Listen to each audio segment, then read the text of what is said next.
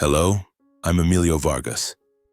Over the past 34 years, my life has been a long journey, from the dusty streets of San Diego to the glass towers of the tech world.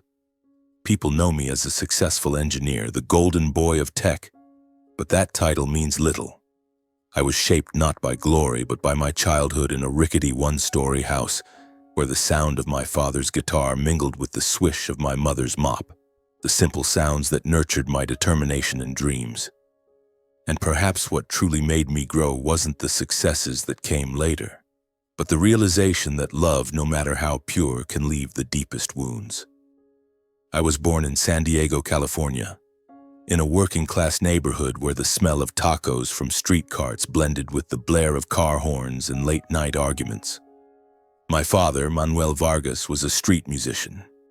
He came from Guadalajara, Mexico, with an old guitar and a dream that never came true: to become a famous musician. My mother, Rosa, was a cleaner, leaving before dawn each day to scrub the floors of gleaming downtown offices. They met at a small diner where my mother worked extra hours and my father played for spare change. Their love story, as my father told it, was an unfinished ballad, but enough to keep us together. As the eldest son, I carried the weight of my family's expectations. From a young age, I knew failure wasn't an option. Every time I saw my mother come home with hands swollen and red from cleaning chemicals, or my father quietly polishing his guitar with distant eyes, I vowed to make them proud. Our neighborhood wasn't a place for dreamers. Kids my age either dropped out to work early or fell into gangs. But I had my parents who, despite their poverty, believed education was the only ticket out of that vicious cycle. "Study, Emilio," my mother would say, her voice trembling with exhaustion, "so no one can look down on you." My childhood had no summer vacations or field trips. After school, I delivered newspapers, washed cars, and waited tables at a nearby diner. Every penny I earned went toward used books and saving for my college dream. Some days I had to choose between a decent meal and a new programming book. But I never felt deprived. Each line of code was a small step away from the poverty my parents endured. That effort paid off. I earned a partial scholarship to California State University, working part-time in the tech lab, where I spent nights sleeping among circuit boards and components. I graduated at the top of my class with a degree in computer engineering. On graduation day, my parents sat in the back row of the auditorium, my mother in her simplest dress, my father in a borrowed suit from a neighbor. When my name was called, my mother wiped away tears and my father clapped until his hands were red. In that moment, I knew I'd done it. I'd given them the pride they'd never had in their lives. Then I was hired by Pacific Systems Group, a major tech company in Los Angeles. The job was stable, well paid, and I began dreaming of a brighter future for my family. But as my father once said, fate always has a way of playing tricks on us. My story truly changed when I joined a volunteer project called HopeWorks, where I met Kennedy Hayes. Kennedy, 30, was a breath of fresh air in my life. She was the only daughter of the Hayes family, owners of Hayes Construction Group, a construction empire in Seattle. I first met her while presenting a free data management system for nonprofits. Kennedy sat in the front row, her golden hair glowing under the auditorium lights, her sharp blue eyes warm rather than cold. She asked questions, not to show off, but ones that challenged me to think deeply. After the presentation, she shook my hand, her smile as radiant as summer sunlight. "You surprised me, Emilio," she said, and my heart beat faster than usual. We started talking, first about work, then over long coffee sessions and late-night texts about dreams and life. Kennedy wasn't what I expected from a wealthy heiress. She was genuine, intelligent, and had a burning passion for changing the world. She spoke of the pressures of her family, how her father, Donovan Hayes, wanted her to be a perfect version of him, a cold, decisive leader. "But that's not me," she once said, her eyes sparking with defiance. "I want to live my way." Our love grew quietly, like a secret only we shared. Over 2 years, Kennedy and I became inseparable. The day she brought me to meet her family was when I realized her world was entirely different from mine. The Hayes family lived in a lakeside mansion in Laurelhurst, a place where every brick seemed to exude privilege. Donovan Hayes, her father, was a tall man with salt and pepper hair and eyes sharp as a blade. He shook my hand with a grip so tight it felt like a test of my endurance. Clarissa, Kennedy's mother, was a renowned interior designer, her smile polite but icy. That dinner felt more like an interrogation than an introduction. Donovan asked about my work, each question laced with scrutiny, as if weighing whether I was worthy of his daughter. Clarissa said little, offering only smiles and nods, but I sensed disdain in her eyes. "Emilio, what do you do at Pacific Systems?" Donovan asked, his voice deep and commanding. "I'm a software engineer, sir. Currently, I'm developing data management systems for large projects." He nodded, but his lips curled into a faint smile. "Engineer? That's good. But do you know construction? That's where real money is made?" I forced a smile, trying to stay composed. Kennedy squeezed my hand under the table as if to say she was there with me. But the feeling of being out of place clung to me like an unwelcome guest. After that night, Kennedy told me her parents opposed our relationship. Donovan bluntly called me beneath her station. Clarissa was more diplomatic, saying she only wanted stability for her daughter. But Kennedy, with the resolve I always admired, declared she'd marry me no matter what.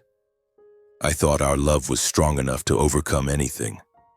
But a week before the wedding, Donovan summoned me to his office.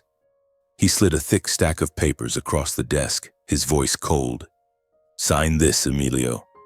It's a prenuptial agreement. All of Kennedy's assets will remain separate from you. If you divorce, you get nothing from the Hayes family." I looked into his eyes, feeling my pride torn apart. But for Kennedy, for our love, I picked up the pen and signed. I didn't want her to have to choose between me and her family. Yet as I put the pen down, I felt an invisible crack begin to spread in my heart. A week later, on my 29th birthday, our wedding took place at the Lake Washington Country Club. A place so lavish I felt out of place amid the chandeliers and expensive wine glasses. The media called it a modern fairy tale, the immigrant engineer and the heiress. But behind the glamour, I saw my parents seated at the back table, far from the honored guests. Donovan looked at them with a sneer, his voice loud enough for others to hear. "I suppose they've never been to a place like this. Hope they're not overwhelmed by all the cutlery." Clarissa set down her wine glass, offering a cold smile and tilting her head. "I think they're trying their best to fit in. It's charming in a rustic way." A few guests chuckled softly, the clink of glasses sounding harsh in the opulent space. I heard every word, every laugh, like needles piercing my heart. "Quite the contrast, isn't it?" one guest said, voice dripping with sarcasm. "Look at his parents, like they just stepped out of a slum."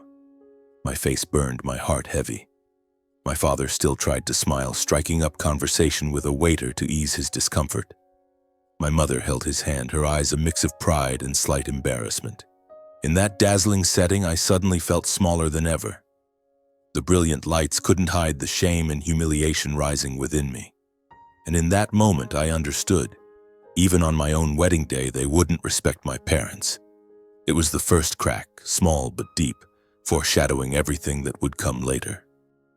After the lavish wedding, Kennedy and I moved to Queen Anne, an affluent Seattle neighborhood where modern homes stood side by side like symbols of power and wealth.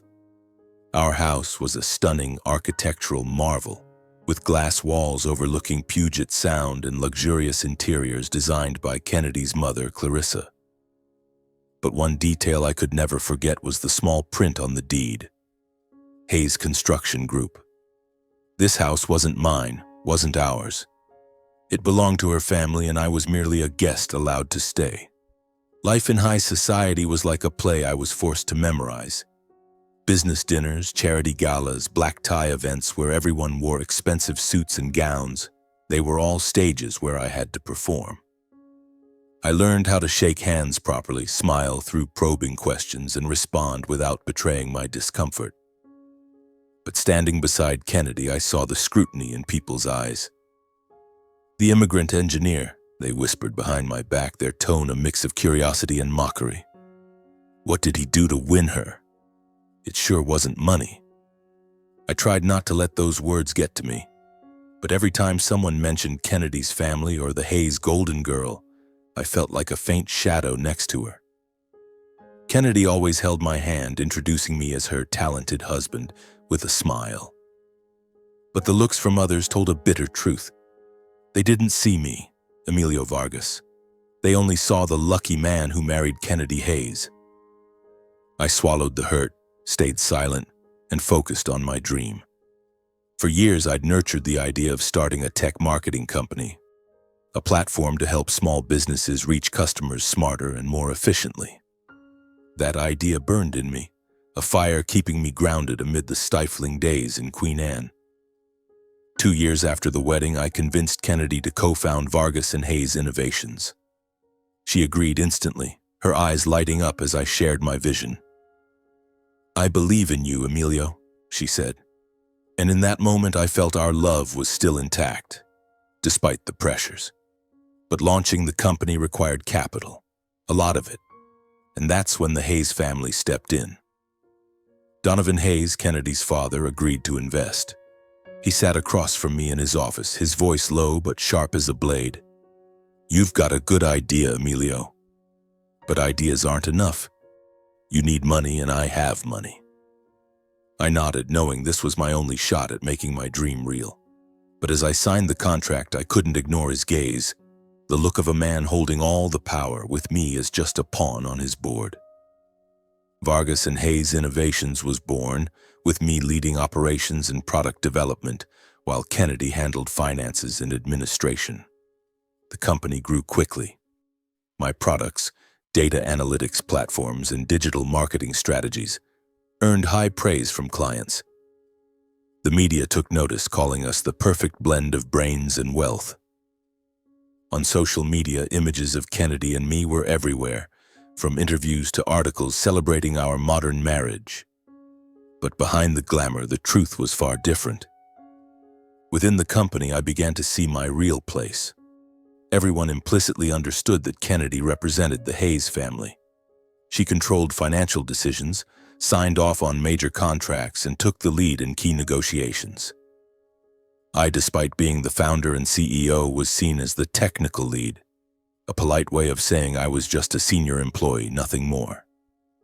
My achievements, the sleepless nights perfecting products, were increasingly branded as thanks to the Hayes family's capital and connections. What hurt most was the legal paperwork. I held only 30% of the company's shares. The rest belonged to Kennedy as the primary investor. When I asked her about it, she smiled and said, "Don't worry, Emilio. It's just paperwork. We're a team." But in her voice, I detected a distance I hadn't felt before. The birth of our son, Beau, was a ray of light in the darkness. The day he was born, I sat by Kennedy's bedside, holding her hand and gazing into Beau's clear eyes. In that moment, I thought everything would be okay. Beau was a bridge between Kennedy and me, a reason to keep trying. I wanted him to grow up in a happy family, not in the shadows of prejudice and power. But the gap between Kennedy and me didn't close. She grew busier with meetings I wasn't invited to, phone calls she answered in hushed tones. I tried to convince myself it was just work stress, that she still loved me as before. Each night after Beau was asleep, I sat in my study, looking out at Puget Sound through the glass walls. This house, this company, this life, it was the dream I'd once craved. But now I felt like a stranger in the world I'd built. The whispers at parties, Donovan's disdainful looks, Kennedy's growing distance. They were like drops overflowing a glass. I tried to keep the peace, believing that if I worked harder, my results would prove my worth. I dove into work, developing new products, securing contracts, and turning Vargas and Hayes Innovations into a major name. But no matter what I did, I couldn't shake the label of owing it all to the Hayes family. One evening, as I worked late at the office, Kennedy walked in. She wore an elegant business dress, but her eyes were colder than usual. "We need to talk about the new financial plan," she said, her voice flat. I nodded, waiting. But instead of discussing, she handed me a report and said, "Just look it over. It's already been decided." I scanned the report and saw a major investment approved without my knowledge. "Kennedy, why didn't you discuss this with me first?" I asked, trying to keep my voice steady. She smiled, but it lacked the warmth it once had. "Emilio, you focus on the products. Let me handle this." Her words cut like a knife. I realized that in this company, in this marriage, I didn't truly have a voice. And in that moment, I began to suspect that beneath the calm surface, a storm was quietly brewing. 3 years after Vargas and Hayes Innovations was founded, our company had risen to become a major player in the Northwest. From a small idea in my head, we were now a leading tech marketing firm, securing contracts with major corporations in Seattle and Portland. And I, Emilio Vargas, the kid from the San Diego slums, became a face sought after by tech magazines. "The immigrant engineer who made it," they called me, with lengthy articles accompanied by photos of me standing in a sleek office, gazing confidently at the camera. But every time I read those articles, I felt a strange emptiness. This success, though dazzling, wasn't entirely mine. Kennedy and I still appeared together in photos, at events, and interviews. But when the spotlight faded, I sensed a change in her. She was no longer the woman who sat with me in small coffee shops, passionately talking about dreams and the future. She shared less about work, often absent with excuses like busy with meetings or meeting a partner. Closed-door meetings with the accounting department and her father, Donovan Hayes, became more frequent, and I wasn't invited. At first, I told myself it was just the pressure of a growing company. Kennedy was always skilled with numbers. But then major decisions started being made without my input. I'd learn about them through late emails or reports left on my desk as a formality. "We need to expand the Portland branch," one email read, signed by Kennedy. "Approved by the board." What board? I was the CEO, but it seemed no one needed my opinion. One late evening, when the office was empty, I sat down to review the accounting system. Bo was asleep at home with the nanny, and Kennedy had left that afternoon to meet an investor. The glow of the computer screen lit my face as numbers danced before my eyes. I wasn't a financial expert, but I was sharp enough to spot something wrong. A series of irregular transactions appeared, large sums transferred through multiple accounts, labeled as project expenses but tied to no specific contracts. Some listed projects didn't even exist in our system. I frowned, a chill running down my spine. I clicked on a transaction for details, but a message popped up. "Access restricted. Please contact the financial manager." The financial manager was Kennedy. I tried logging in with my admin account, but my access had been limited. This had never happened before. My heart raced, not from anger, but from a growing sense of dread. The next day, I confronted Kennedy in her office. She was sitting at her computer, her blonde hair tied up, her eyes focused on the screen. "Kennedy," I said, keeping my voice calm, "I looked at the accounting system last night. There were some strange transactions. Can you explain?" She looked up, a flicker of tension in her eyes before they softened. "Those are internal operations, Emilio," she said coolly. "You don't need to worry. Everything's under control." "But I'm the CEO," I replied, unable to hide my frustration. "I need to know what's happening in my company." Kennedy smiled, but it didn't reach her eyes. "Our company, love," she emphasized, "our," but it sounded like a reminder that I wasn't truly in charge. "You focus on the products. I'll handle the rest." Her words hit like a slap. I stood there, staring as she turned back to her screen, dismissing the conversation. As I left her office, a deep suspicion took root in my mind.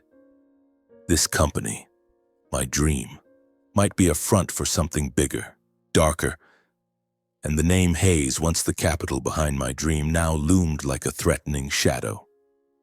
From that day, I acted in silence. I couldn't confront them directly. Not yet. If Kennedy and her family were involved in something shady, I needed proof. I began backing up every piece of data I could access. Bank statements, internal emails, contracts, and those suspicious transactions. I worked at night when the office was empty, careful not to be detected. Every sound of footsteps made me jump, my heart pounding like a thief in my own company. I knew I had to go further. With my engineering expertise, I installed hidden monitoring software on the accounting department's computers in Kennedy's. I wasn't proud of it. Spying on my wife felt like betraying myself. But I had no choice. The software logged every email, login, and private exchange I wasn't supposed to see. Everything was backed up to a secure hard drive and an encrypted cloud only I could access. Each night I sifted through the data, line by line, word by word, like a detective searching for clues in a case I didn't want to believe was real. Every time I saw Kennedy playing with Beau, I tried to find the woman I once loved. She still laughed, still gentle with our son, but an invisible wall stood between us. I wanted to believe she was unaware of the shady transactions, that her father was manipulating her. But deep down, I feared the truth was worse. The days that followed were spent like a hunter in the shadows, treading carefully with every step. The monitoring software I'd installed on Kennedy's and the accounting department's computers began yielding results. Each night, as the office fell silent, I opened the encrypted hard drive, sifting through lines of data, emails, and logs. I didn't want to believe what I was doing, spying on my wife, the woman I once loved more than myself. But every time I looked at Beau's smile, I reminded myself I wasn't doing this out of hatred. I was doing it for the truth, for my son, and for the self-respect my parents had taught me to cherish. Then one late night, with rain pattering against the office window, I found something that made my heart stop. A chain of emails between Kennedy, her father, Donovan Hayes, and a lawyer named Robert Caldwell.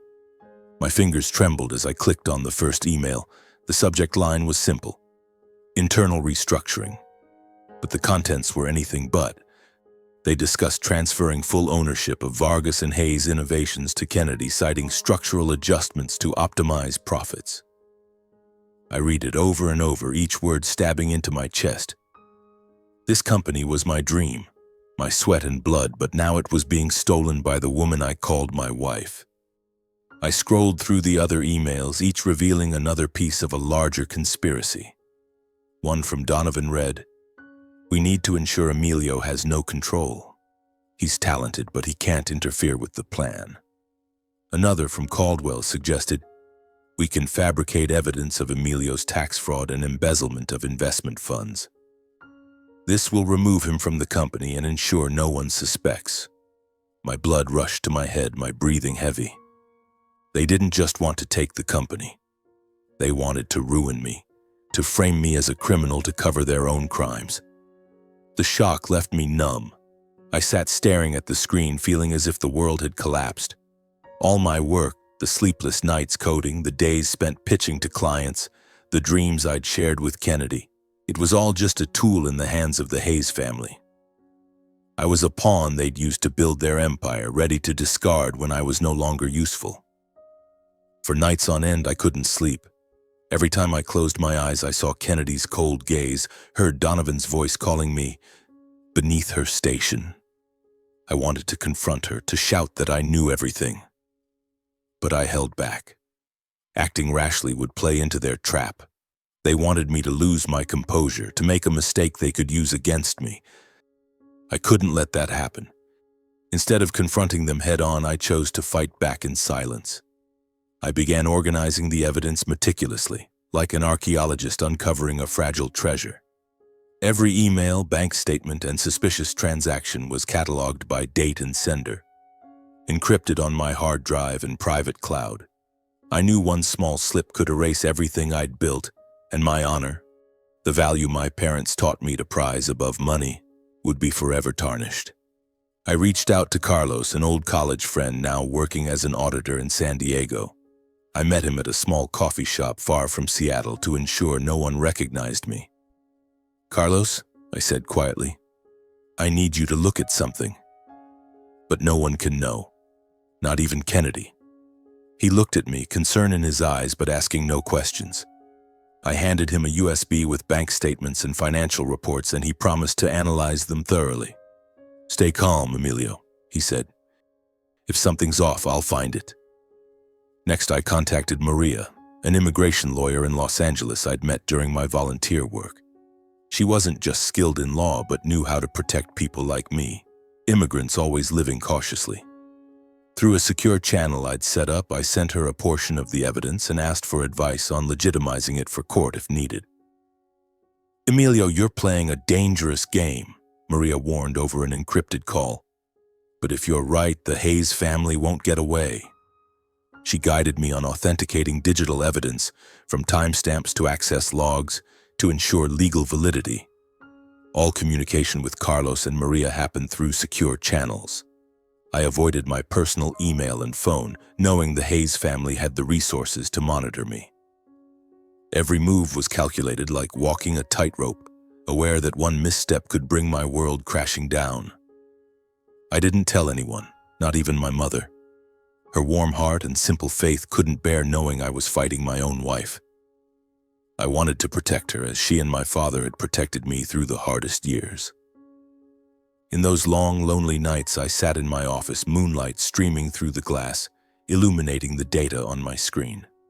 I thought of Beau, his smile when I held him. I thought of my father, who taught me that honesty was the one thing no one could take. And I thought of Kennedy, the woman I once loved, now a question mark in my heart. I didn't know how deeply she was involved or if she was just her father's puppet. But whatever the truth, I knew our marriage was dead. Love, no matter how beautiful it once was, couldn't survive when trust was gone. The months that followed were spent like a shadow, quietly gathering evidence, preparing for a battle I knew was coming. But nothing could have prepared me for the deepest pain of my life. One morning, as I was checking emails in the office, my phone rang. My mother's voice, frail and trembling, came through. "Emilio, come home now. Your father, he didn't make it." I don't remember how I left the office or drove to San Diego. Everything was a blur. My father, the man with the worn guitar and warm smile, was gone from a stroke. He was my anchor through the toughest years, the one who always said, "Honesty will keep you standing even when the world turns its back on you." Now he was gone, and I felt like a part of me had died with him. The day of the funeral, San Diego's sky was gray, as if the world mourned with us. I stood outside the church, greeting mourners, trying to stay strong for my mother. The ceremony was simple, like the way my father lived. Only my mother, a few close relatives, and some friends came to say goodbye. I stood by the coffin, looking at my father's face, peaceful as if asleep. My mother held my hand, her eyes red but forcing a smile. "Your father was proud of you, Emilio," she said, her voice breaking. "He always was." I nodded, unable to speak, the weight of grief like a stone crushing my chest. Then a sleek black car pulled up to the gate. Kennedy stepped out, elegant in a black dress, accompanied by a man in an expensive suit. I frowned, my heart racing. She hadn't told me she was coming, and her cold expression sent a chill through me. As the mourners stood in stunned silence, Kennedy approached me, the man trailing behind. "Emilio," she said, her voice flat and emotionless.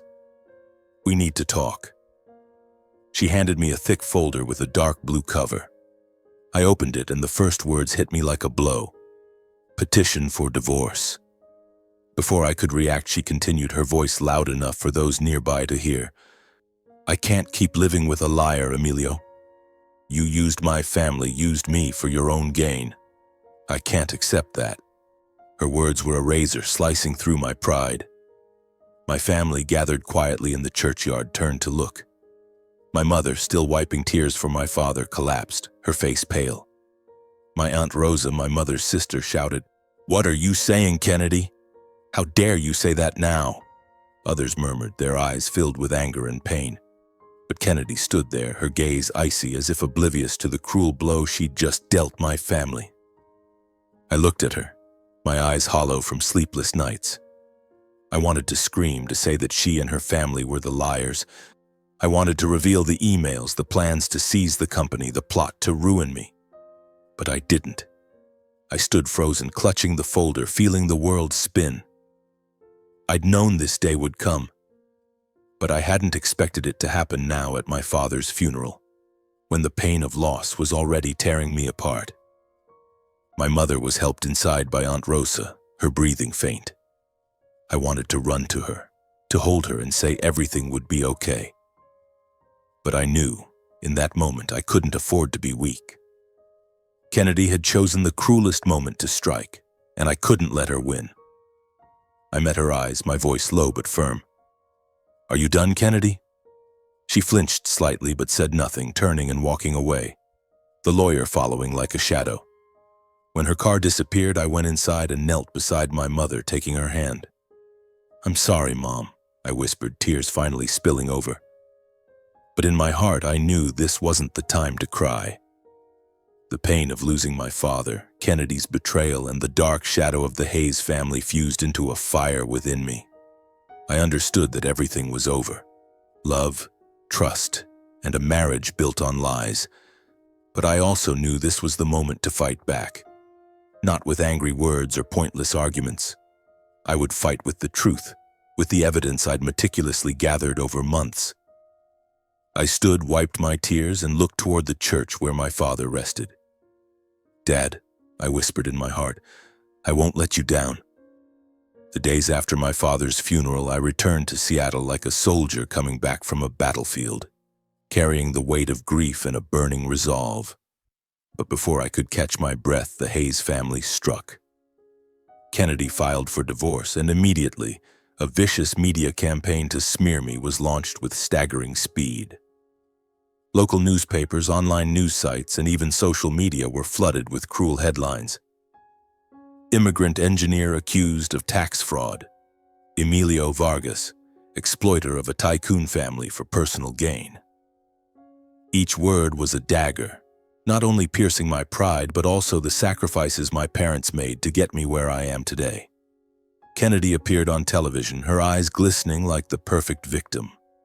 In a widely broadcast interview, she recounted a tale of my betrayal, claiming I had exploited her trust and her family's wealth for personal gain. Her voice trembled, but I knew it was a meticulously staged performance. Public opinion swung heavily in her favor. Partners who once shook my hand and praised my products began pulling away. Calls stopped coming, emails were ignored, and I became an outcast in the eye of the storm. The office of Vargas and Hayes Innovations, once buzzing with ideas, now held only suspicious glances and whispered rumors. Each night I sat in the Queen Anne house, listening to the waves crash against Puget Sound, feeling like the world had turned its back on me. Bo, my little son, was the only light in those dark days. I held him close, whispering stories about his grandfather, his old guitar, and the songs he used to play. But even looking into Bo's innocent eyes, I couldn't shake the pain. Kennedy didn't just want to take the company. She wanted to destroy my honor, to make me a failure in my son's eyes. But they underestimated me. I was no longer the trembling immigrant boy cowed by the Hayes family's pressure. I had prepared for this day, and now it was time to fight back. I didn't make a scene or rush to the press to defend myself. Instead, I contacted Maria, my lawyer in Los Angeles, and sent her all the evidence I'd gathered over months. International bank transfers, emails between Kennedy Donovan and the lawyer Caldwell, and recordings of internal calls obtained from my monitoring software. "Maria," I said through a secure channel, my voice firm, "it's time for the truth to speak." Maria worked swiftly. She collaborated with a digital forensics expert to authenticate every piece of evidence, ensuring each email and transaction had timestamps and was indisputable. Meanwhile, I stayed silent, letting the Hayes family believe they'd won. I knew any move now could make them wary, and I didn't want to lose my advantage. As Maria's team cross-referenced the data, they uncovered something I hadn't anticipated. Dozens of transactions from Vargas and Hayes Innovations had been funneled through intermediary companies, all linked to the Hayes Construction Group's financial network. These weren't just accounting errors, they were part of a sophisticated money laundering system Donovan Hayes had been running for years. Vargas and Hayes was merely a tech front used to legitimize illicit funds sent overseas. This discovery turned the divorce case from a civil dispute into a federal economic crime investigation, implicating not just Kennedy but her father's entire empire. A week later, Maria filed a countersuit in federal court, attaching all my evidence. The suit demanded the dismissal of the accusations against me and an investigation into the financial activities of Hayes Construction Group. My evidence, emails detailing the company takeover, international transfers to shell companies, and recordings of secret discussions, was presented clearly and irrefutably. The court promptly froze the assets of Hayes Construction Group and launched an official investigation involving the IRS and the Department of Justice. The event shook Seattle's financial world like an earthquake. Hayes Construction Group, once a symbol of power and wealth, became the center of a massive scandal. Major newspapers, which had once painted Kennedy as a victim, began to shift. Immigrant engineer exposes tycoon family's financial underworld, one headline read. Emilio Vargas, hero or betrayed? Another asked. Public opinion flipped so quickly it left me dizzy. People who had turned their backs on me started sending apology emails, and old partners called, eager to reconnect. But I didn't care about their words. I only wanted the truth to be revealed. The first court hearing was tense. I sat in the back with Maria, watching Kennedy and Donovan across the room. Kennedy didn't look at me, her eyes fixed on her clasped hands. Donovan, however, glared at me with a cold intensity, as if promising I'd pay. But I wasn't afraid. I'd come too far to back down. Maria stood, her voice ringing through the courtroom. She presented each piece of evidence, from emails outlining the company takeover to international money transfers. A recording played, Donovan's voice unmistakable. He'll never know. When it's done, Emilio will walk away with nothing and we'll have everything. Murmurs filled the room, and I saw Kennedy lower her head, her shoulders trembling. I didn't know what she felt. Regret, shame, or just fear of exposure. But I no longer cared. Maria continued, proving I was the victim of a carefully orchestrated plot. I hadn't committed tax fraud or embezzlement. I was the one who uncovered the Hayes family's money laundering scheme. The evidence, verified by digital forensics, left no room for rebuttal. When Maria finished, I felt a weight lift. For the first time in months, I could breathe without my chest feeling crushed. The hearing ended with the judge's order. The investigation would continue, and Hayes Construction Group's assets would remain frozen until a final ruling. As I left the courtroom, reporters swarmed, microphones thrust toward me. But I shook my head and walked away. I didn't want to be a hero in the headlines. I just wanted to reclaim what was mine. My honor, my company, and my son's future. That night, I sat in my study looking out at Puget Sound. The moonlight still shimmered as it had on the nights I gathered evidence, but now I didn't feel alone. The truth was out, my honor restored, and the fight I'd doggedly pursued had shifted in my favor. I thought of my father, his words that honesty would keep me standing. And I knew whatever battles lay ahead, I had made him proud. The days following the first hearing shook Seattle with another earthquake, not in the ground, but in the financial world. One morning, as I was brewing coffee in the Queen Anne kitchen, my phone rang. Maria, my lawyer, spoke urgently. Emilio, turn on the TV. They're at Hayes Construction Group's headquarters. I rushed to the local news channel, and the sight froze me. Economic Crime Unit officers and IRS agents in stern uniforms stormed the gleaming skyscraper of Hayes Construction Group. They carried out boxes of documents, sealing off offices, while the company's employees stood outside, their faces etched with confusion. The camera panned to Donovan Hayes, escorted out of the building, hands cuffed behind his back. He maintained a defiant posture, but his eyes no longer held their sharp edge. They were empty, as if he knew his empire was crumbling. The news relentlessly reported Donovan's indictment on multiple charges: money laundering, tax fraud, and establishing shell companies to conceal illegal funds. Kennedy, my wife, or rather my former wife, didn't escape justice's reach. She was under investigation as an accomplice. having signed off on fictitious contracts and shady transactions I'd uncovered through my monitoring software. Within days, the Hayes family's assets were frozen. Bank accounts, company shares, and lavish properties, from the Laurelhurst lakeside mansion to suburban resorts, were sealed. Multi-million-dollar construction projects at Hayes Construction Group ground to a halt, leaving hundreds of employees jobless. The media, which once hailed the Hayes family as a symbol of success, turned on them. "An empire falls to greed and deceit," one major newspaper headlined. "From pinnacle of power to abyss of scandal," another wrote. Images of Kennedy and Donovan, once glamorous in magazines, were replaced by courtroom photos, their faces dulled under the flash of reporters' cameras. I watched it all, not with the thrill of victory, but with a strange emptiness. The people who once scorned me, whispering that I was unworthy of Kennedy, now fell silent. The probing looks at high society parties, the mocking remarks about my background, all vanished as if they'd never existed. A few old acquaintances sent apology messages claiming they'd misunderstood me, but I didn't respond. I didn't need their validation. I needed only Bo, my mother, and the truth I'd fought to protect.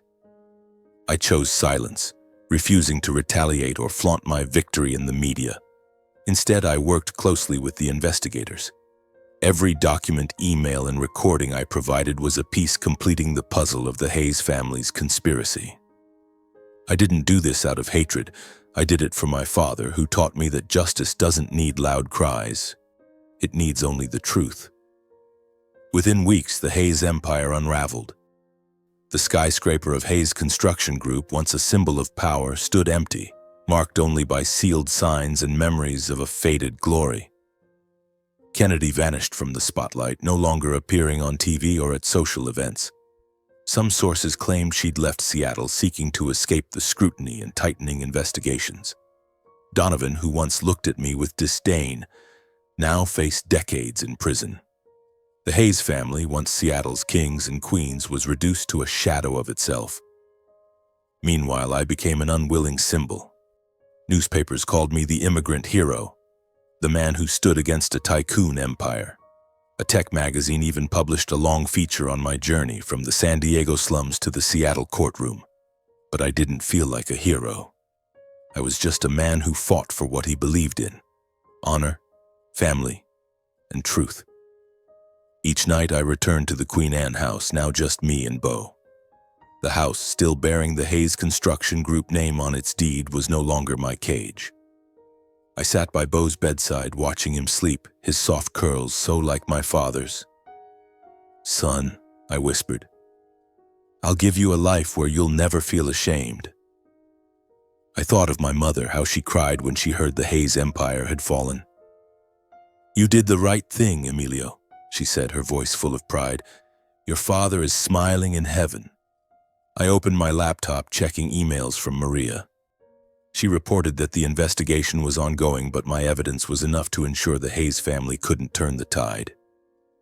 I closed the laptop, leaned back in my chair, and looked out at Puget Sound. The moonlight still shimmered, but it no longer evoked loneliness. It was the light of hope, of a future I knew I could rebuild. Not from money or power, but from honesty and resolve.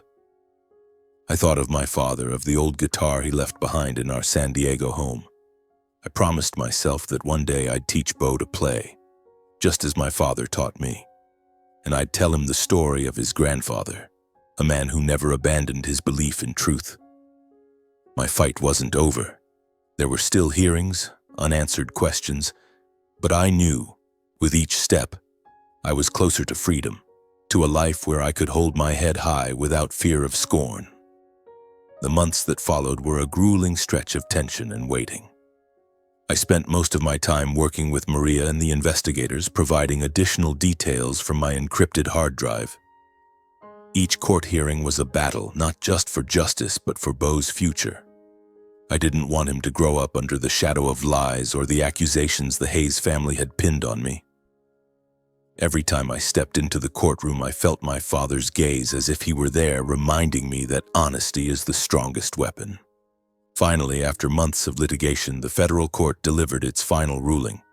The judge, with a calm but clear voice, declared that I, Emilio Vargas, was the victim of a criminal conspiracy orchestrated by the Hayes family.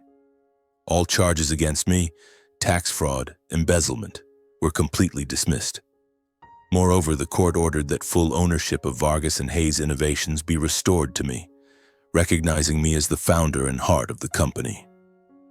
Hearing the verdict, I sat in silence, not out of joy, but from an overwhelming sense of relief, as if a ton of weight had been lifted from my chest.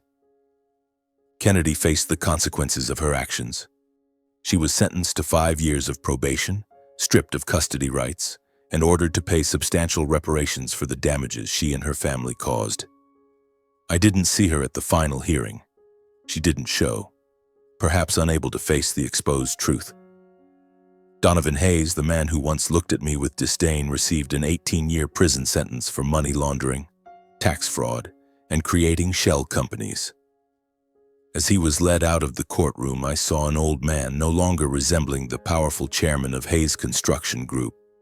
His empire had crumbled entirely, leaving only a wreckage of greed and deceit. I left the courtroom, ignoring reporters' questions. I didn't want to be the center of attention. I just wanted to return to Bo, to my mother, and to the person I'd fought to remain. But before leaving Seattle, I faced a crucial decision about Vargas and Hayes Innovations. The company was once my dream, but now it carried too many painful memories. The days of being belittled, the sleepless nights of doubt, the betrayal of the woman I loved. I couldn't continue running it without feeling the shadow of the Hayes family. After many sleepless nights, I decided to sell most of my shares in the company. The proceeds allowed me to pay off my mother's debts, ensuring she could live comfortably in San Diego. I still remember the day I handed her the check. She looked at me, tears glistening.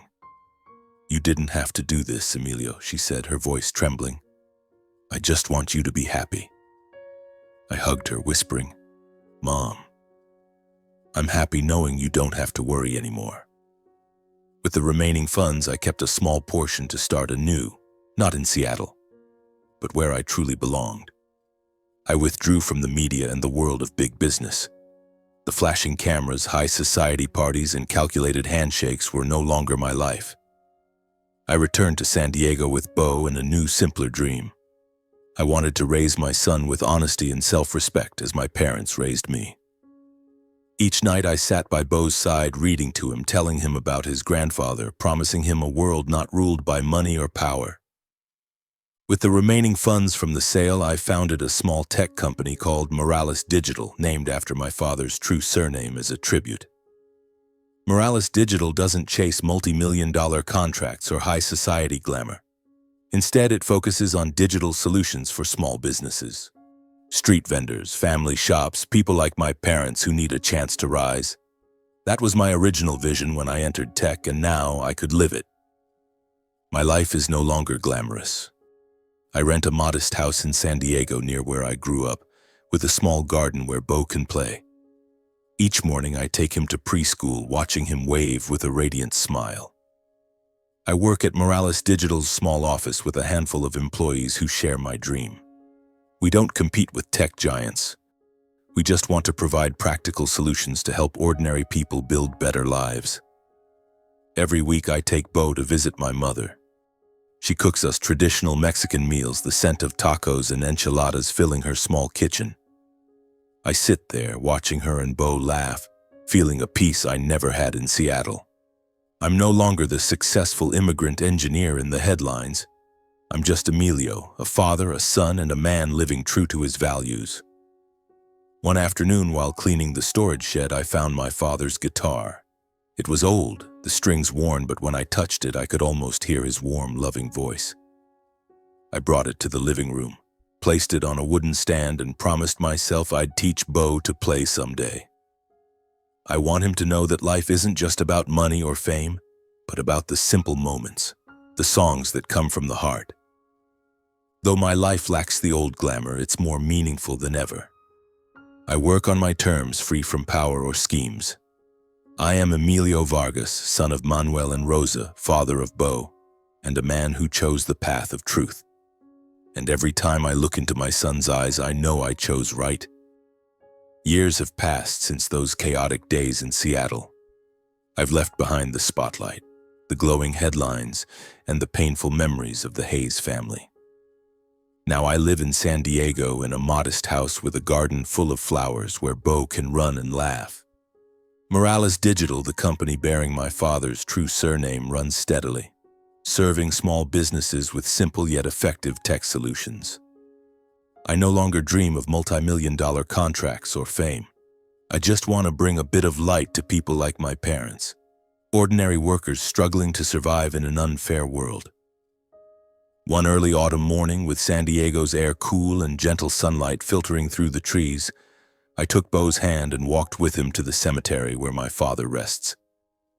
Bo, now 7, skipped ahead, his curly hair bouncing in the breeze.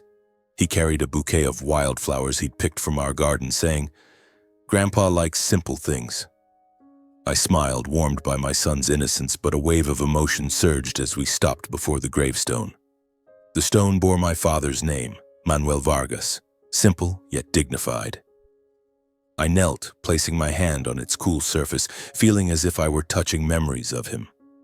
The strum of his guitar in our old house, his warm voice telling stories, his trusting eyes when he said, "Honesty will keep you standing, Emilio." Bo stood beside me, placing the flowers at the grave, then looked up.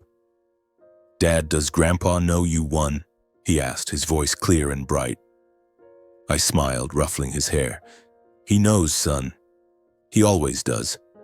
Then I began telling Bo about my journey, not as a hero's tale, but as the story of an immigrant boy once scorned, pushed into a corner, yet who chose to stand up for his honor.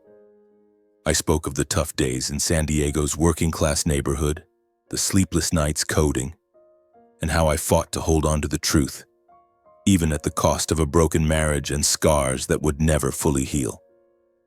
Standing before my father's grave, I reflected on my journey. I was once a poor boy in a rundown house where my mother scrubbed floors until her hands bled and my father played music for spare change. I was a young engineer with big dreams to change the world through technology. And I was a husband who believed love could overcome any barrier. But above all, I am Emilio Vargas, a man who learned that truth, though it may be buried for a time, always finds a way to rise. The losses, betrayals, and pain I endured didn't break me. They taught me the value of freedom and dignity. Money can buy mansions, cars, or power, but it cannot buy self-respect. The Hayes family, with all their wealth and influence, fell to their greed and deceit. And I, though no longer bathed in glamour, stand here, head held high, with a simple but fulfilling life. I looked at Bo, twirling a fallen leaf between his small fingers. I took his hand, feeling its warmth, and a message stirred in my heart, not just for my son, but for anyone who's felt the world turn its back on them. Money may bring power, but truth brings freedom.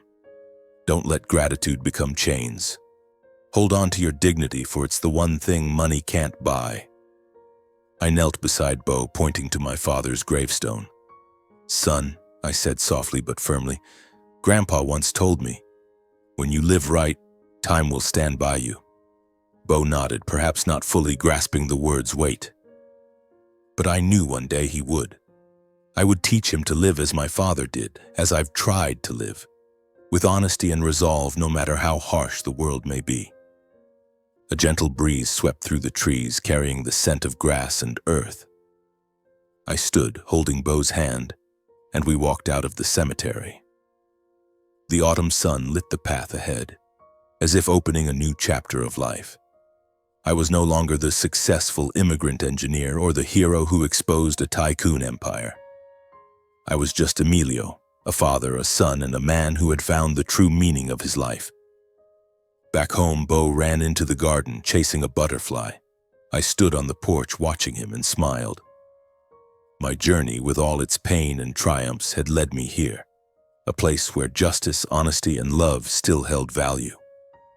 I closed my eyes, feeling the cool breeze, and in my heart, I heard my father's voice. "You did well, Emilio." And I knew somewhere among the stars he was smiling.